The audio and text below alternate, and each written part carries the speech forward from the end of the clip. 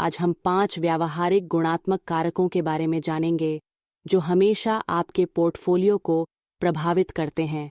तो आराम से बैठिए और वीडियो का आनंद लीजिए। पहला, बिजनेस मॉडल को समझना। किसी कंपनी में निवेश करने से पहले निवेशक को व्यवसाय को अंदर और बाहर से समझना चाहिए। एक महत्वपूर्ण प्रश्न को समझने की आवश्यकता है: कंपनी पैसे कैसे कमाती है? कभी-कभी यह स्पष्ट होता है, जैसे कि कपड़ों का खुदरा विक्रेता जिसका मुख्य व्यवसाय कपड़े बेचना है, जबकि अन्य समय में यह बहुत स्पष्ट नहीं होता है, जैसे कि एक फास्ट फूड कंपनी जो अपने अधिकांश राजस्व को फ्रेंचाइजी बेचने से प्राप्त करती है। आप किसी कंपनी के व्यवसाय मॉडल के बारे में उसकी वार्षिक रिपोर्ट, व्यापार पत्रिकाओं और वेबसाइटों से जान सकते हैं। एक अच्छा नियम जो बफेट के लिए बहुत उपयोगी था: सामान्य ज्ञान वाली कंपनियों में निवेश करें जिन्हें आप वास्तव में समझते हैं।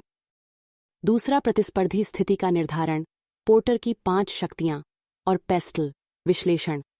कंपनी का अध्ययन करने के बाद निवेशक को कंपनी की औद्योगिक प्रतिस्पर्धी स्थिति पर उचित विचार करना चाहिए।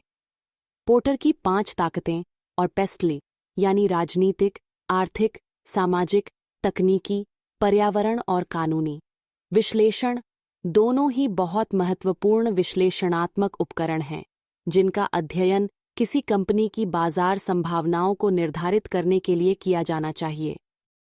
पोर्टर का 5 बल मॉडल विश्लेषण करता है कि प्रतिस्पर्धी उद्योग में शक्ति का प्रभाव प्रतिस्पर्धियों, खरीदारों, आपूर्तिकर्ताओं और विकल्पों के बारे में कहाँ निहित है। दूसरी ओर, पेस्टल यह देखता है कि विभिन्न मैक्रो स्तरीय कारक किस तरह भूमिका निभा सकते हैं। यह ऐसे सवालों के जवाब दे सकता है जैसे कि देश में राजनीतिक स्थिति कंपनी के लिए कितनी अनुकूल है, बाजार की आर्थिक स्थिति कंपनी के उत्पादों का समर्थन कैसे करती है, सामाजिक और सांस्कृतिक मूल्य कंपनी की पेशकशों पर प्रतिक्रिया करने में कैसे भूमिका निभाते हैं, क्या कंपनी के पास अत्याधुनिक तकनीक उपलब्ध होगी, आदि। तीसरा, प्रबंधन गुणवत्ता का आकलन। किसी भी शेयर विश्लेषक के लिए प्रबंधन की गुणवत्ता एक महत्वपूर्ण कारक है। अक्सर यह कहा जाता है कि कोई अच्छी या बुरी कंपनी नहीं होती, केवल अच्छे या बुरे प्रबंधक होते हैं। आप इंटरनेट पर कुछ शोध करके कंपनी प्रबंधन और बोर्ड की गुणवत्ता का आकलन कर सकते हैं, क्योंकि हर सार्वजनिक कंपनी के बारे में बहुत सारी जानकारी उपलब्ध है।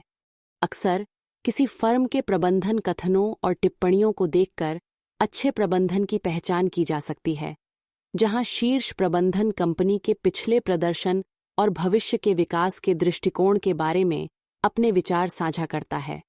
चूंकि प्रबंधन मालिकों के विपरीत दिन प्रतिदिन के संचालन में लगा रहता है और कंपनी के लिए रणनीतिक निर्णय लेता है, इसलिए उनके इनपुट महत्वपूर्ण हैं।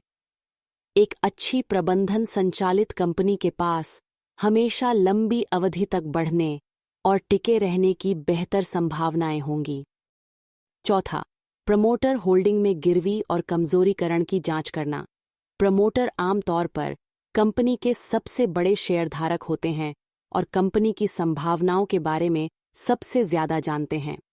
इसलिए कोई कारण नहीं है कि निवेशकों को इस बात पर नजर नहीं रखनी चाहिए कि वे अपने शेयरों के साथ क्या कर रहे हैं। जिन कंपनियों में प्रमोटर की हिस्सेदारी ज्यादा होती है, वे स्पष्ट रूप से खतरे की घंटी होती हैं, जिनसे पूरी तरह बचना ही बेहतर होता है।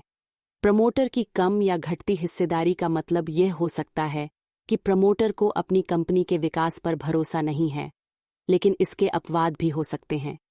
उदाहरण के लिए, लार्ज कैप स्पेस में हमारे पास ऐसी कंपनियां हैं जिनका प्रदर्शन और प्रशासन का एक सिद्ध इतिहास है, जैसे कि इन्फोसिस, जिसमें प्रमोटरों की हिस्सेदारी 13% से कम है। इसलिए एक निवेशक को यह ध्यान में रखना चाहिए कि प्रमोटरों द्वारा हिस्सेदारी बेचना हमेशा एक बड़ा नकारात्मक पहलू नहीं होता है। कमजोर पड़ने का कारण नियामक परिवर्तन हो सकते हैं।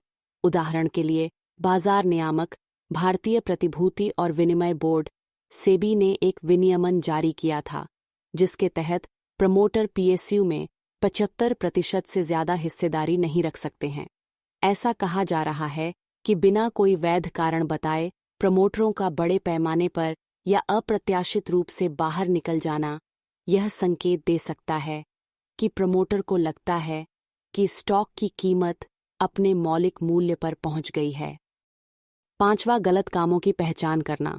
अक्सर किसी कंपनी के खातों की पुस्तकों में खामियों की पहचान करने में असमर्थता निवेशकों के लिए महंगी साबित होती है। उदाहरण के लिए 2018 में एक प्रसिद्ध ब्रोकरेज फर्म ने बढ़ते क्यासा अनुपात और एक मजबूत बैलेंस शीट का हवाला देते हुए यस बैंक में 50% से अधिक की तेजी का अनुमान लगाया था। हालांकि खराब आड़नों के ढेर और बैंक की पुस्तकों में पर्याप्त प्रावधानों की कमी के कारण चीजें जल्दी ही गड़बड़ा गईं।